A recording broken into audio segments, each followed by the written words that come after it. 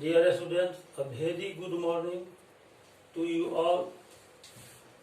I have solved question number 25 in the previous lecture, part 7, which was based two solutions of Hout's question. Now I will start part 8. I will start now question number 26. पिछले lecture में मैंने NTSC olympiad level का question solve किया था part 7 में। उसमें last question को मैंने 20 लिखा था, जबकि वह क्वेश्चन नंबर 25 है। ऐसा भूलवश हुआ था। आज हम क्वेश्चन नंबर 26 से सॉल्व करेंगे। इसीलिए आप लोग पिछला जो पार्ट 7 था उसमें लास्ट क्वेश्चन को क्वेश्चन नंबर 21 न मानकर क्वेश्चन नंबर 25 मानेंगे। आज क्वेश्चन नंबर 26 से मैं शुरू करूंगा। क्वेश्चन नंबर 26 को हमने लिखा है, if A is equal to B Z plus C Y, B is equal to A Z plus C X and C is equal to AY plus BX, then prove that A square by 1 minus X square, B square by 1 minus Y square, C square by 1 minus Z square, ये तीनों equal होगा। इसको हमें prove करना है। तो पहले जो ये रिलेशन दिया हुआ है, ये फर्स्ट रिलेशन है ए बी सी और वाई जेड में, दूसरा रिलेशन है ए बी सी और जेड एक्स में, तीसरा रिलेशन है सी ए बी और एक्स एंड वाई में। इसको हम पहले लिख लेते हैं। तो a is equal to B Z plus C Y, ये सॉल्यूशन नंबर 26 है। A is equal to B Z plus C y, इसको हम फर्स्ट मान लेंगे। दूसरा जो रिलेशन दिया हुआ है B is equal to A Z plus C X, इसको हम सेकंड मान लेंगे। और थर्ड रिलेशन को हम इक्वेशन थर्ड मानेंगे। थर्ड रिलेशन मेरे पास दिया हुआ है c is equal to a y plus b x, इसको थर्ड मानेंगे। यहां जो प्रूव करना है इसमें हम देखते हैं कि a square by 1 minus x square is equal to b square by 1 minus Y square. पहले इस पार्ट को हम लाने का कोशिश करते हैं। इस पार्ट में हम देखते हैं कि जेड मौजूद नहीं है। यहाँ पर a square by 1 minus x square और B square by 1 minus Y square में जेड मौजूद नहीं है। इसीलिए हम ये उपाय करेंगे कि ये जो इक्वेशन दिया हुआ है फर्स्ट सेकेंड और थर्ड, इसमें से फर्स्ट में से हम जेड का वैल्यू निकालेंगे और सेकंड से भी जेड का वैल्यू निकालेंगे, और दोनों को यदि हम इक्वल कर देंगे तो एक्स वाई में रिलेशन आएगा। तो आइए हम पहले फर्स्ट से निकालते हैं। फ्रॉम 1, इससे हम जेड का वैल्यू निकालेंगे। तो जेड इज इक्वल टू हो जाएगा ए माइनस सी वाई बाय बी, और सेकंड से भी जेड का वैल्यू हम निकालते हैं फ्रॉम 2। यहां से जेड का वैल्यू निकालेंगे तो यह आ जाएगा b minus c x by a. इस तरह से हम देखते हैं कि a minus C y by b ये भी जेड के इक्वल है, और b minus c x by a ये भी जेड के इक्वल है। दोनों जेड के इक्वल है। इसका मतलब कि ये जो राइट साइड में आया a minus C y by b, और इसमें जो b minus c x by a आया, ये दोनों इक्वल हो जाएगा, क्योंकि दोनों ही जेड के इक्वल है। Hence a minus C y by b is equal to b minus c x by a. अब इसको हम क्रॉस मल्टीप्लाई करेंगे तो हो जाएगा a into a minus C y is equal to b into b minus c x, a into a square हो गया, ये हो जाएगा a C y, is equal to b into b, ये हो जाएगा B square minus b c x.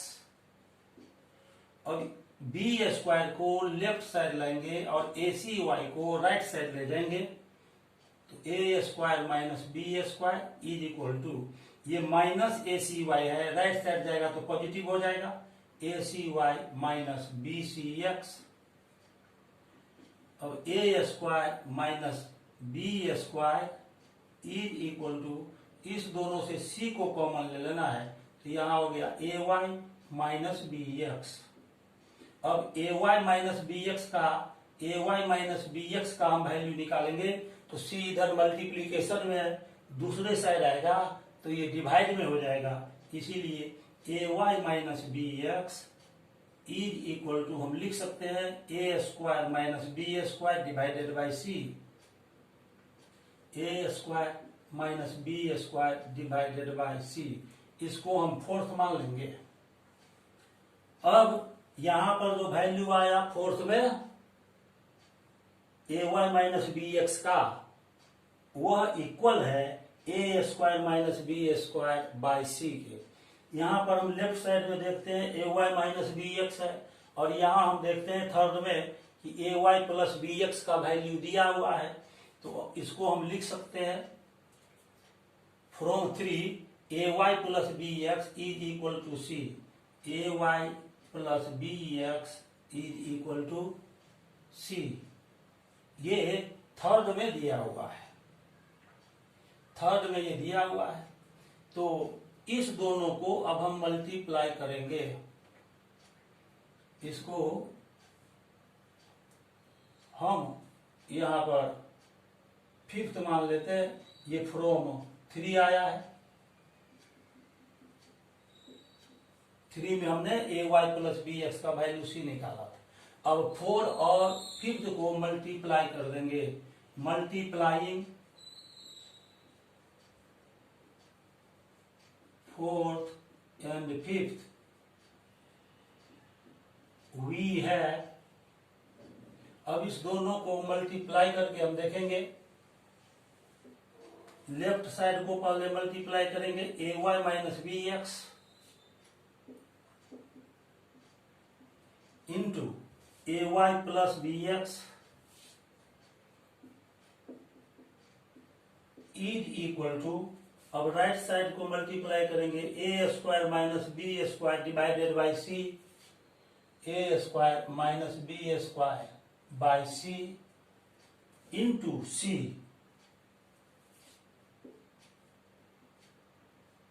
सी और c cancel हो गया।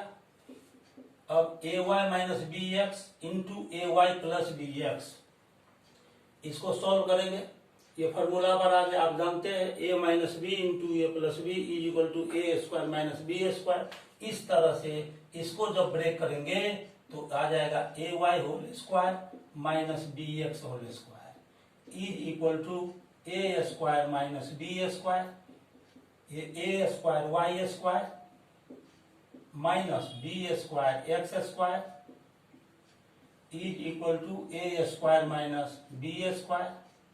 यहां पर जो हमको लाना है, इसमें 1 माइनस एक्स स्क्वायर आया है, तो हम क्या करेंगे इसके लिए, यहां पर जो हम देखते हैं ये बी स्क्वायर एक्स स्क्वायर है, इसको राइट साइड ले जाएंगे और ए स्क्वायर को लेफ्ट साइड लाएंगे, तो ये हो जाएगा a square Y square minus a square is equal to b square. और चाहे ये भी कर सकते हैं कि इस बी स्क्वायर को ही हम लेफ्ट साइड ले आते हैं और ए स्क्वायर वाई स्क्वायर को राइट साइड ले जाएंगे, तो और आसान हो जाएगा। तो इसके लिए हम क्या करते हैं, ए स्क्वायर को लेफ्ट साइड ले आएंगे,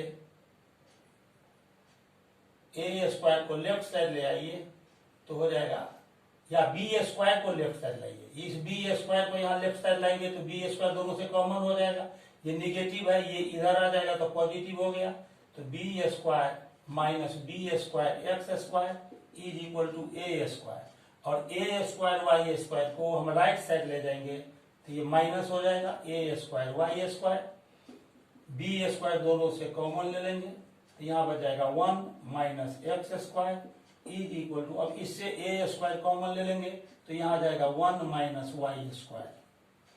हमको यहाँ पर लाना है a square by 1 minus x square is equal to b square by 1 minus Y square.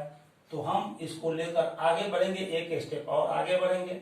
ये ए स्क्वायर है, 1 minus x square right side आएगा तो डिवाइड में हो जाएगा। तो इस तरह से हम लिख सकते हैं a square by 1 minus x square is equal to 1 minus Y square, left side आएगा तो बी स्क्वायर के बाई में ये आ जाएगा, तो ये आ गया B square by 1 minus Y square. इसको हम 6 मान लेते हैं, इसको हमने 6 मान लिया।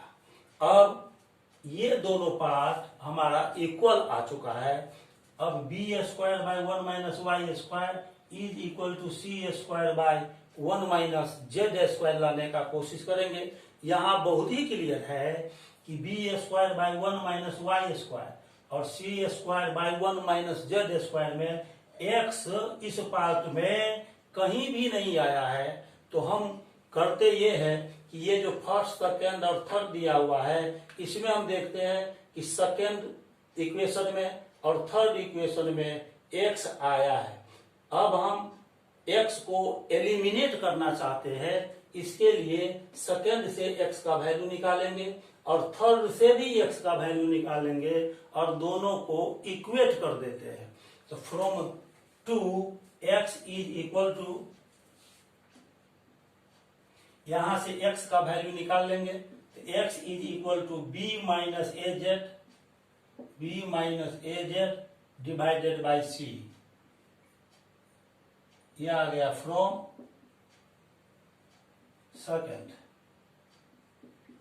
सेकेंड से। फिर थर्ड से भी हम x का वैल्यू निकालेंगे and x is equal to C minus A Y by B. यह आ गया फ्रॉम 3, थर्ड से आ गया। या b minus a z by c, ये भी x के इक्वल है। c minus A Y by b, ये भी x के इक्वल है। इसका मतलब ये हुआ ये जो एक्सप्रेशन है b minus a z by c और c minus A Y by b, ये दोनों इक्वल हो गया। Hence b minus a z by c is equal to C minus A Y by b. अब क्रॉस मल्टीप्लाई कर लेंगे तो हो जाएगा b into b minus a z is equal to c into c minus A y. ये b into b square हो गया minus a b Z is equal to C square minus A C Y. अब हम यहां पर देखते हैं कि ये जो ए बी जेड है और ए सी जेड है, इसमें से हम ए को कॉमन यदि निकाल लेते हैं एक साइड ले जाने के बाद तो बच जाएगा बी जेड माइनस सी वाई। तो इस टर्म को हम ले जाते हैं राइट साइड, तो ये हो जाएगा बी स्क्वायर माइनस सी स्क्वायर। इसको राइट साइड ले जाएंगे, ये पॉजिटिव हो जाएगा a b Z minus A C Y.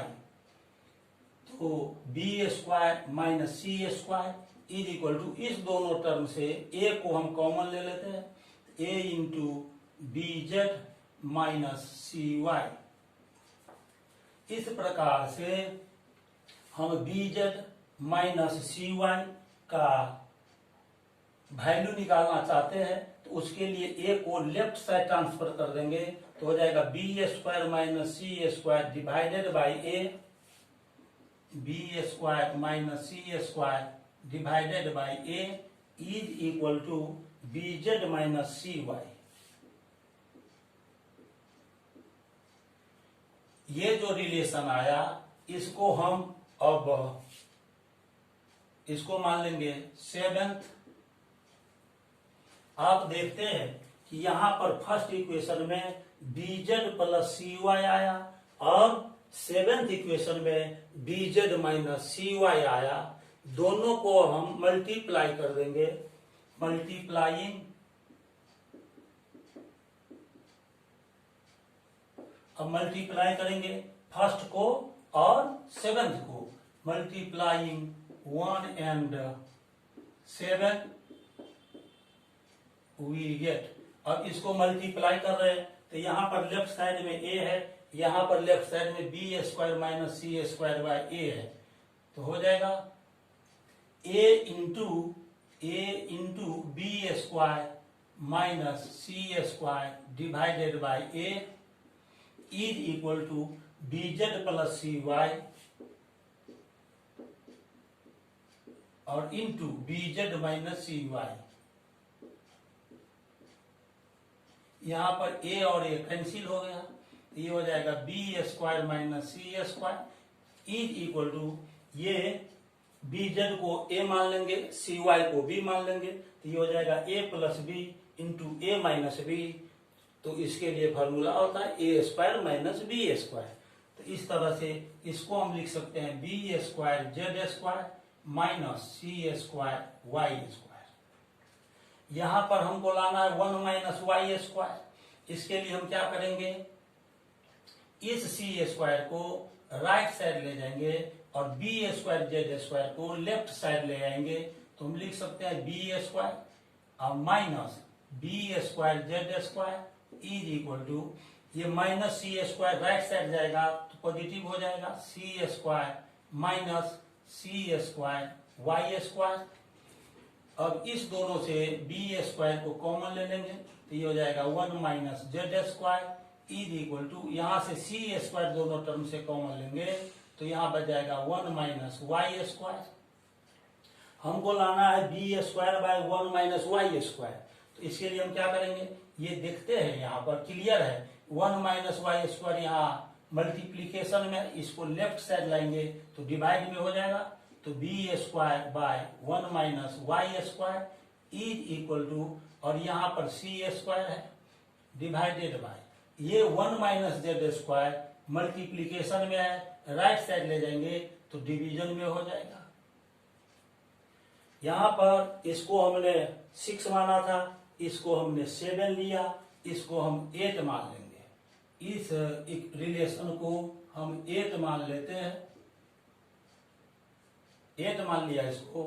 अब ये जो यहाँ पर 6 में जो रिलेशन आया है और यहाँ पर 8 में जो रिलेशन आया है, उससे हम देखते हैं कि a square by 1 minus x square is equal to b square by 1 minus Y square के इक्वल आ गया, और B square by 1 minus Y square c square by 1 minus Z square के इक्वल आ गया। इसका मतलब ये हुआ कि a square by 1 minus x square is equal to b square by 1 minus Y square is equal to C square by 1 minus Z square.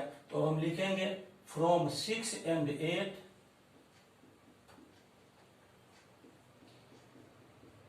Six और 8 से, ये 6 है, ये 8 है और ये 6 है, इस दोनों से हम जब देखते हैं तो ये आ जाता है a square by 1 minus x square is equal to b square by 1 minus Y square, फिर is equal to C square by 1 minus Z square. इस तरह से ये हमें प्रूव करना था और यह अब प्रूव्ड हो चुका है। क्वेश्चन को बनाते समय आप अपने दिमाग को बोर्ड पर कंसंट्रेट कीजिए, मेरे बात को सुनिए, मैं क्या बोर्ड पर लिख रहा हूं इसको गौर से देखिए। अब क्वेश्चन नंबर 26 को सॉल्व करने के बाद हम क्वेश्चन नंबर 27 को सॉल्व करते हैं। आइए अब हम क्वेश्चन नंबर 27 को सॉल्व करेंगे।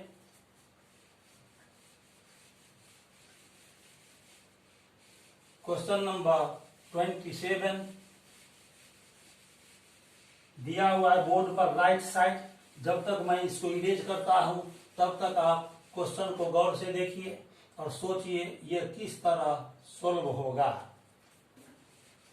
क्वेश्चन नंबर 7 आपने जो क्लास 9th में पढ़ा है अलजेब्रा में, उसी से लिया गया है, ये उसी पर ये बेस्ड है। लेकिन एनटीएसी ओलंपियाड लेवल में, खास करके एनटीएसी में इस तरह के क्वेश्चंस आते हैं। इसीलिए अब हम क्वेश्चन नंबर 27 को सॉल्व करेंगे। मैं आपको बता दूं, ये जो हमने लिखा है NTSC olympiad solutions of hot questions, इसमें दोनों ही तरह के लेवल के क्वेश्चन का मिश्रण है। कुछ क्वेश्चंस एनटीएससी लेवल का है, कुछ ओलंपियाड के लेवल का है। तो ये क्वेश्चन नंबर 27 एनटीएससी लेवल का क्वेश्चन है। अब हम इसको सॉल्व करेंगे। सॉल्यूशन ऑफ क्वेश्चन नंबर 27 में कंडीशन दिया हुआ है a plus b plus c whole square is equal to 3 into a b plus b C plus c a. तो पहले गिवन कंडीशन को हम लिखते हैं। Given that a plus b plus c whole square is equal to 3 into a b plus b C plus c a. ये दिया हुआ है, हमको प्रूव करना है a square by B C plus B square by C A plus C square by A B is equal to 3। आइए देखिए अब इसको हम किस तरह से सॉल्व करते हैं। इस गिवन कंडीशन को लेकर हम आगे चलते हैं। A plus b plus c का होल स्क्वायर होता है a square plus B square plus C square plus 2ab plus 2bc plus 2ca is equal to, अब 3 से ब्रैकेट के अंदर जो 1 2 3 टर्म आया, इसमें 3 से इंटू होगा तो हो जाएगा 3ab plus 3bc plus 3ca। A square plus B square plus C square plus 2ab और 3ab को हम लेफ्ट साइड लाएंगे तो ये हो जाएगा माइनस 3ab प्लस 2bc, फिर 3bc को लेफ्ट साइड लेंगे तो हो जाएगा माइनस 3bc प्लस 2ca और 3co को लेफ्ट साइड लेंगे तो हो जाएगा माइनस 3ca। इस तरह से राइट साइड कुछ भी नहीं बचेगा तो हम लिख सकते हैं 0। राइट साइड में 0 को लिख दिया। अब ये a square plus B square plus C square plus 2ab minus 3ab तो हो जाएगा माइनस ab। इसको सॉल्व करेंगे तो माइनस bc और प्लस 2ca माइनस 3ca तो minus ca is equal to 0। इसको हम 1 मान लेते हैं। अब ये जो गिवन कंडीशन दिया हुआ है इसके आधार पर हमने a square plus B square plus C square minus a b minus b c minus c a का वैल्यू मालूम किया जो 0 के इक्वल है। अब हम लिखेंगे LHS। ये जो प्रूव करना है a square by B C plus B square by C A plus C square by A B is equal to 3। तो ये LHS को हम लेकर अब चलेंगे आगे। Now LHS is equal to A square by B C plus B square by C A plus C square by A B. ये LHS में दिया हुआ है। इस तीनों का LCM निकालेंगे तो ये हो जाएगा ABC। अब A इंटू बी इंटू सी में BC से डिवाइड करेंगे, BC कैंसिल हो जाएगा, बचेगा A। इस A को A स्क्वायर में इंटू होगा तो ये हो गया A क्यूब। CA से A इंटू बी इंटू सी में डिवाइड करेंगे तो C और A कैंसिल हो जाएगा, बचेगा B स्क्वायर में इंटू कर देंगे तो ये हो जाएगा B क्यूब। AB और AB कैंसिल हो जाएगा, बचेगा C स्क्वायर में इंटू करेंगे तो ये हो जाएगा C क्यूब। अब ये जो हम फर्स्ट में लाए यहाँ पर, तो आप जानते हैं यहाँ पर एक फॉर्मूला हम लिखने जा रहे हैं, a cube plus b cube plus c cube minus 3abc का फॉर्मूला होता है a plus b plus c into a square plus B square plus C square minus a b minus b c minus c a. अब इसको हम लिख सकते हैं a plus b plus c into, और यहां पर देखिए a square plus B square plus C square minus a b minus b सी और माइनस सी ए, इसका वैल्यू हमने इस फर्स्ट में 0 निकाला है, इसीलिए इस पूरे एक्सप्रेशन के जगह पर इंटू में 0 आ जाएगा। यहां लिखेंगे यूजिंग 1। अब a प्लस बी प्लस सी में यदि हम 0 से मल्टीप्लाई करते हैं तो ये हो जाएगा 0, ये 0 आ गया। अब 0 आने के बाद हम इस 3abc को राइट साइड ले जाएंगे,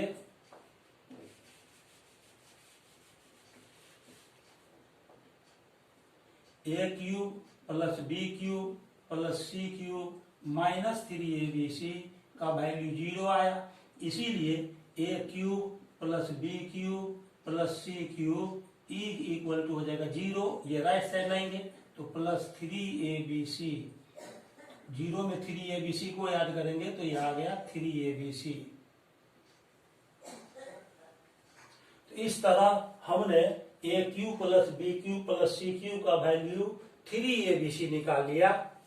तो a cube plus b cube plus c cube के जगह पर लिखेंगे 3abc by abc, A cancel हो गया, बी और बी भी कैंसिल हो गया, सी और सी भी कैंसिल हो गया, तो 3 आ गया। हमको RHS में 3 लाना था जो कि हमने ले आया, तो इस तरह इसको हम लिख सकते हैं RHS। LHS को ब्रेक किया, RHS के इक्वल आ गया। इस प्रकार अभी हमने क्वेश्चन नंबर 27 को सॉल्व किया है। क्वेश्चन नंबर 27 को सॉल्व करने के बाद क्वेश्चन नंबर 28 को सॉल्व करेंगे। ये क्वेश्चन नंबर 28 है।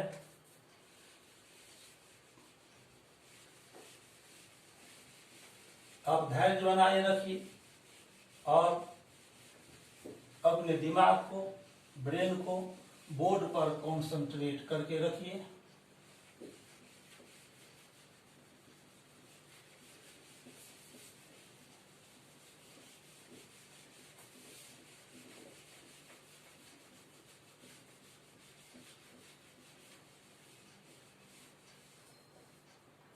अब हम क्वेश्चन नंबर 28 को सॉल्व करने जा रहे हैं। Solution of question number 28 question में दिया हुआ है, if n is a positive integer then how many values of n will give integral value of 16n square plus 7n plus 6 by n। यहाँ पर यह दिया हुआ है कि n कोई पॉजिटिव इंटीजर है तो n का ऐसा कितना इंटीग्रल वैल्यू होगा जिसके लिए 16n square plus 7n plus 6 whole divided by n का वैल्यू भी इंटीजर होगा। आइए अब हम इसको सॉल्व करते हैं।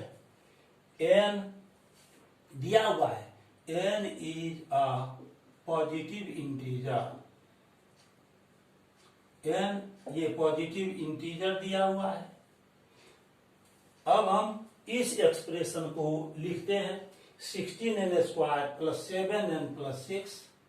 Now 16n square plus 7n plus 6 divided by n। इसको हम पार्ट वाइज करके लिखेंगे, इसको पार्ट में लिखेंगे तो लिखेंगे 16n square by n plus 7n by n plus 6 by n। यहां से n से इसको कट करेंगे, एक n बच जाएगा, यहाँ n और n कैंसिल हो गया, तो इसको हम लिख सकते हैं 16n प्लस 7 प्लस 6/n। यहां पर देखिए ये n पॉजिटिव इंटीजर है और 16 भी पॉजिटिव इंटीजर है, दोनों को मल्टीप्लाई करेंगे तब जो रिजल्ट आएगा वो भी पॉजिटिव इंटीजर आएगा। है या 16n is an integer, positive integer है ये। For every positive integral value of n, for every positive integral value of n, value of n, n के किसी भी पॉजिटिव इंटीग्रल वैल्यू के लिए 16n भी पॉजिटिव इंटीजर होगा, क्योंकि 16 पॉजिटिव इंटीजर है और इसके इनटू में n आया है। n के बारे में पहले ही दिया हुआ है कि यह एक पॉजिटिव इंटीजर है, इसीलिए 16n भी पॉजिटिव इंटीजर होगा। 7 यहाँ पर इंटीजर है ही, तो ये 16n इंटीजर आ गया। 16n इंटीजर आ गया।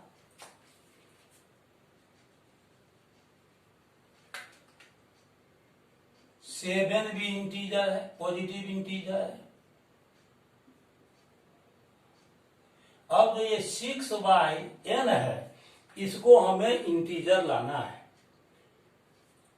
तो n का वैल्यू वैसा पॉजिटिव इंटीजर लेना है जिससे 6 कंप्लीटली डिविजिबल है, यानी n 6 का फैक्टर होना चाहिए। 6/n will be an integer if n is the factor of 6.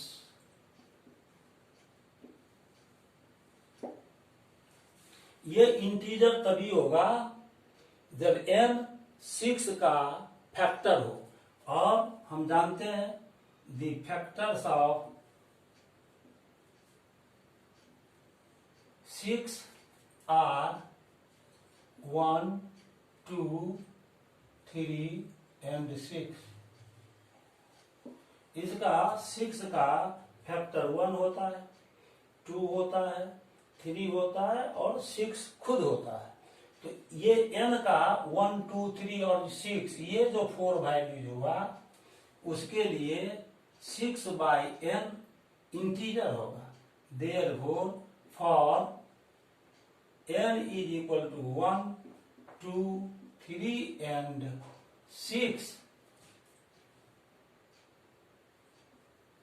6/n will be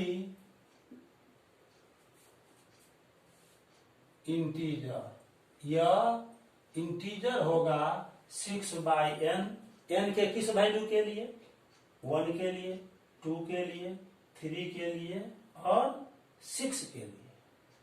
तो इस तरह n का 4 वैल्यूज आ गया। For 4 values of n we can say 16n plus 7 plus 6/n will be integer। n के 4 value के लिए इस पूरे का वैल्यू इंटीजर होगा। Hence there are 4 values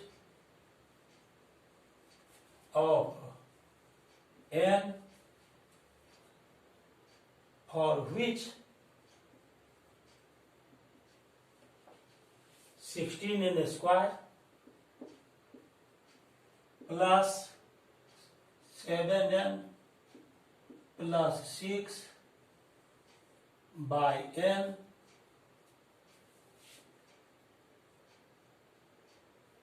there are 4 integral values, यहाँ इंटीग्रल भी जोड़ देना है, इंटीग्रल वैल्यूज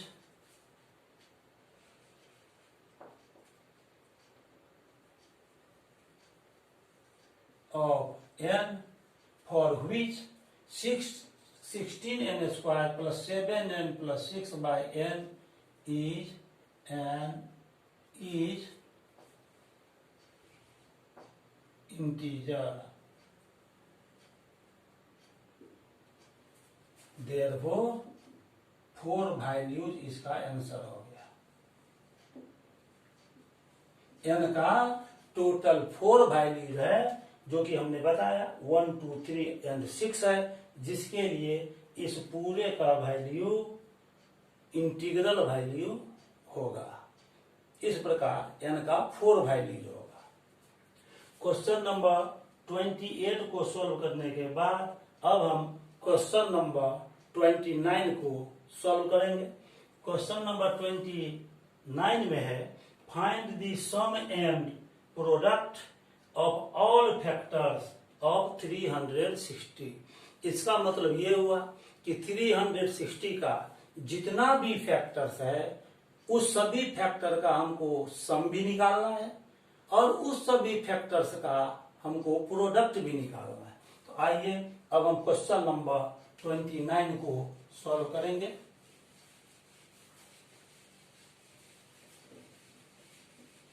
क्वेश्चन नंबर 29 को सॉल्व करने के बाद हम क्वेश्चन नंबर 30 को सॉल्व करेंगे, जो कि हम बाद में बोर्ड पर क्वेश्चन को लिखेंगे।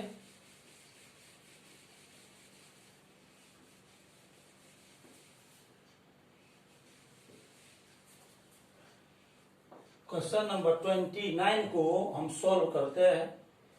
ये जो 360 दिया हुआ है इसको हम n मान लेते हैं। अब लेट ये कैपिटल n मानते हैं, n इज इक्वल टू 360। सबसे पहला काम करेंगे कि 360 का हम प्राइम फैक्टराइजेशन निकाल लेंगे। तो 360 का हम अब प्राइम फैक्टराइजेशन निकाल रहे हैं। 2 से डिवाइड करेंगे 180 आएगा, फिर 2 से डिवाइड करेंगे 90 आएगा, फिर 2 से डिवाइड करेंगे 45 आएगा, फिर 3 से डिवाइड करेंगे 15 आएगा, 3 5 जा 15 हो गया। इस तरह से हम लिख सकते हैं 360 को 2 into 2 into 2 3 times into 3 into 3 2 times और 5 आ गया 1 टाइम, एक बार 5 आया है। इसको हम लिख सकते हैं 2 to the power 3 into 3 square into 5। अब एक यहां पर फॉर्मूला होता है, if n is equal to a to the power p into b to the power q into c to the power r and so on, then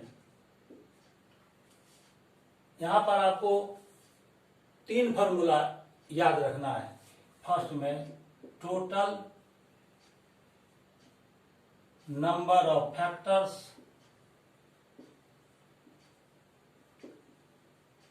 of n is equal to होता है p, ये जो power में जो आया ना, ये जो पावर में आया p q r, ये सब प्राइम नंबर्स है। ओ सॉरी, p q r नहीं, a b c ये सब प्राइम नंबर है और इसके पावर में p q और r इस तरह से आया है। तो total number of factors of n is equal to formula होता है p plus 1 into Q plus 1 into r plus 1 into so on. दूसरा फॉर्मूला इसमें होता है the sum of all factors of n is equal to a to the power p plus 1 फिर -1 by a minus 1 into a to the सबके power में 1 add करते जाएंगे into b to the power q plus 1 और फिर यहाँ पर -1 by b minus 1 into c to the power r plus 1 -1 by c minus 1 into so on. ये दूसरा फॉर्मूला हुआ। थर्ड फॉर्मूला होता है टोटल नहीं द सम, तो निकाल लिया हम सम के लिए the product of all factors of n is equal to n to the power number of factors divided by 2। ये पावर में होता है, n के पावर में। यहां पर आप देखिए ये 2, 3, 5 प्राइम नंबर्स है, इसके पावर में यहां पर 1 है। अब सबसे पहला हम काम करेंगे कि टोटल नंबर ऑफ फैक्टर्स निकालना है। किसका? n का। इसका जरूरत पड़ेगा किसमें? तो प्रोडक्ट जो निकालेंगे सभी फैक्टर का, उसमें नंबर ऑफ फैक्टर्स का जरूरत पड़ेगा। इसीलिए टोटल नंबर ऑफ फैक्टर्स हम पहले निकाल लेते हैं। तो total number of factors of n को 360 हमने माना था, यहां n लिख देंगे। Of n is equal to, ये देखिए formula p plus 1 into Q plus 1 into R plus 1 p q r, ये सब पावर में दिया हुआ है। तो इस फॉर्मूला से यहाँ पावर देखिए 3, 2 और 1 है, तो ये हो जाएगा 3 plus 1 into 2 plus 1 into 1 plus 1 is equal to, ये हो जाएगा 4 इंटू 3 इंटू 2 आ जाएगा 24। टोटल नंबर ऑफ फैक्टर्स 360 का 24 आ गया। अब यहां पर देखिए सेकंड में सम के लिए हमने फॉर्मूला निकाला है, the sum of all factors of n। तो क्वेश्चन में क्या दिया हुआ है यहां पर कि पहले सम निकालना है सभी फैक्टर्स का, उसके बाद उसका प्रोडक्ट निकालना है। तो लिखेंगे sum of all factors of 360 is equal to, formula में हमने लिखा है a to the power p plus 1 minus 1। हमने यहां पर क्या किया, a का पावर p लिखा और पावर में 1 को ऐड कर दिया, उसके बाद 1 को माइनस कर दिया और फिर a माइनस 1 को डिनोमिनेटर में लिखा। इसी तरह से b का पावर q यहाँ पर है, पावर को एक बढ़ा देना है, b का पावर q प्लस 1 फिर -1 बाय b माइनस 1। इसी तरह से c का power r plus 1 -1 by c minus 1। इस फॉर्मूला से सम ऑफ ऑल फैक्टर्स निकल जाएगा। तो इसको हम लिख सकते हैं 2 टू दी पावर 3 प्लस 1 फिर -1 by 2 minus 1 into 3 to the power 2 plus 1 फिर -1 by 3 minus 1 into 5 to the power 1 plus 1 फिर -1 बाय 5 माइनस 1। इसको सॉल्व कर लेंगे, ये 2 का पावर 4 हो जाएगा। 2 का पावर 4 तो 2 2 जा 4 2 जा 8 2 जा 16 -1 बाय 1 इंटू ये 3 का पावर हो जाएगा 3 to the power 3 means 27 -1 by 2 into 5 to the power 2 हो जाएगा, तो ये आ जाएगा 25 -1 बाय 4। इसको हम लिख सकते हैं 16 -1 15 बाय में 1 लिखे या न लिखे कोई फर्क नहीं पड़ता है। 27 -1 हो गया 26 बाय 2 इंटू 25 -1 ये हो जाएगा 24 बाय 4। 4 से इसको कट कर देंगे, आ जाएगा 6 2 से इसको कट करेंगे, ये आएगा 13। 13 6 जा होता है 78। 78 में 15 से मल्टीप्लाई कर लेंगे। 15 8 जा 120 होता है। 120 का यहाँ 0 लिख देंगे, कैरी बच जाएगा 12। 15 7 जा 105। 105 में 12 को ऐड करेंगे तो आ जाएगा 170। आ जाएगा इस तरह से 1170। एक आंसर ये हुआ। अब इसके बाद हमको निकालना है प्रोडक्ट ऑफ ऑल फैक्टर्स। तो प्रोडक्ट ऑफ ऑल फैक्टर्स के लिए हमने ये फॉर्मूला निकाला है। इस फॉर्मूला से प्रोडक्ट आ जाएगा। Product of all factors of N कितना है 360 है, इक्वल टू, हमने फॉर्मूला निकाला है यहाँ पर n to the power number of factors by 2। n to the power number of factors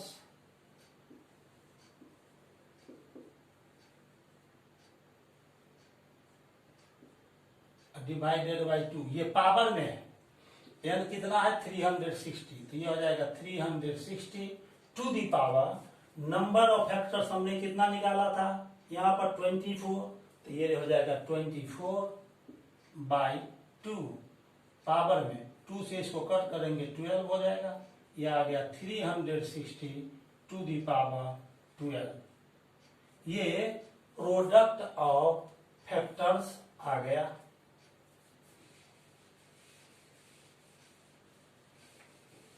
इस तरह से हमने सम ऑफ ऑल फैक्टर्स ऑफ 360 का वैल्यू 1170 निकाला और product of all factors of 360 का वैल्यू 360 टू दी पावर 12 निकाला।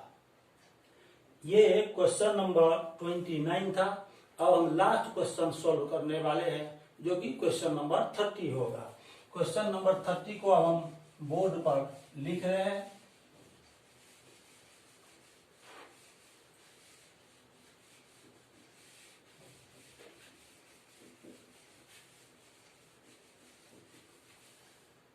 क्वेश्चन नंबर 30 है, if P, Q and R are in continued proportion,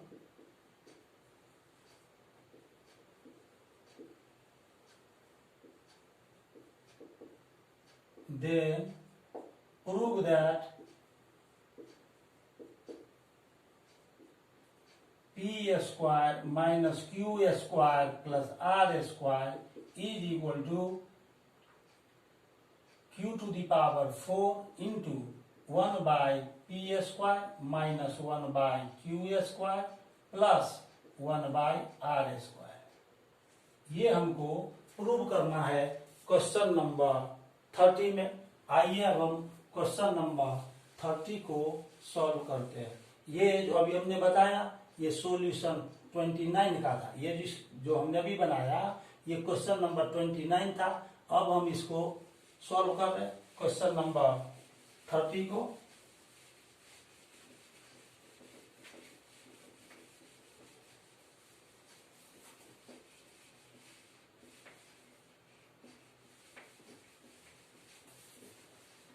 question number 30 में दिया हुआ है P, Q and R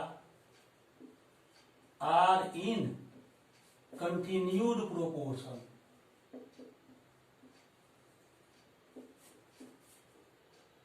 continued proportion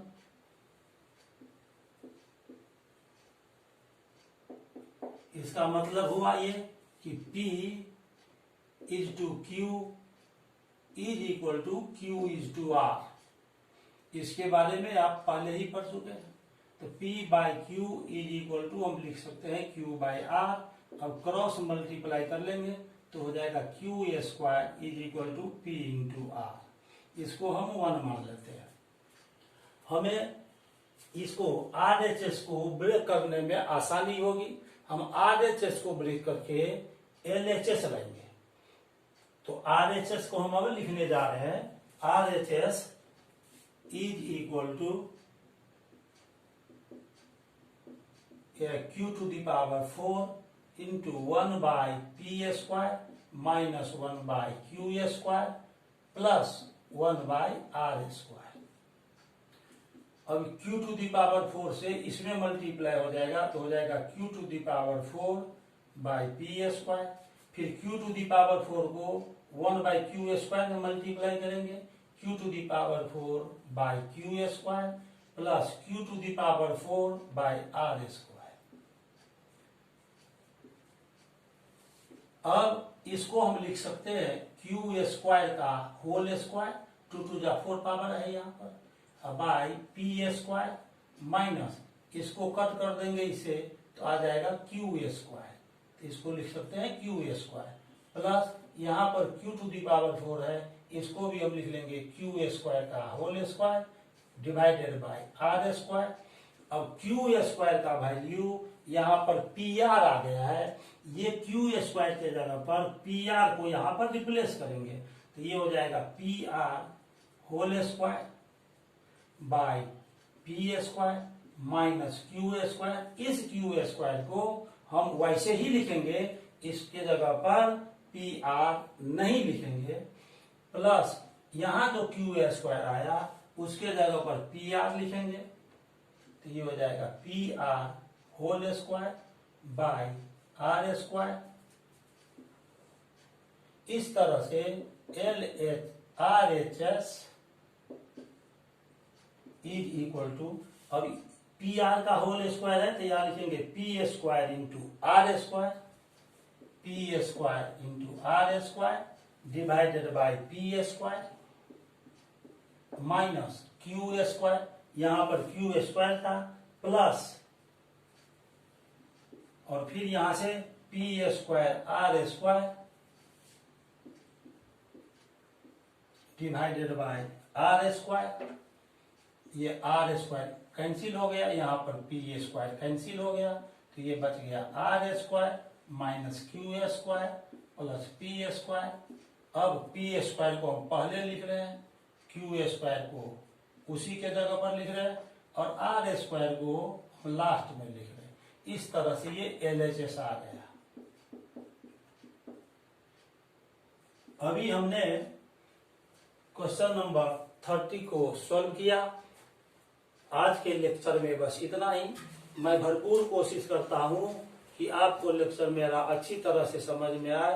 यदि आपको ये लेक्चर अच्छा लगा तो इसको आप लाइक कीजिए, चैनल को सब्सक्राइब भी कर लीजिए ताकि मेरा हर वीडियो आप तक पहुंच सके।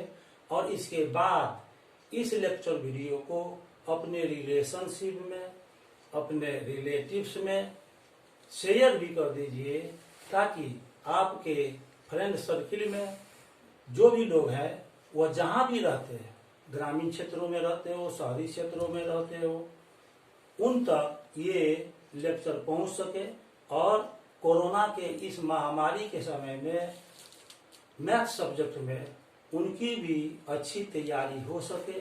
तब तक के लिए बहुत बहुत धन्यवाद। अब मैं अपने अगले लेक्चर में पार्ट 9 में फिर आपसे मिलूंगा। साथ ही 9 और क्लास 10 के लिए भी मेरा लेक्चर चल रहा है, CBSE बोर्ड के लिए, उसमें भी हमसे मुलाकात हो सकती है। तब तक के लिए बहुत बहुत धन्यवाद।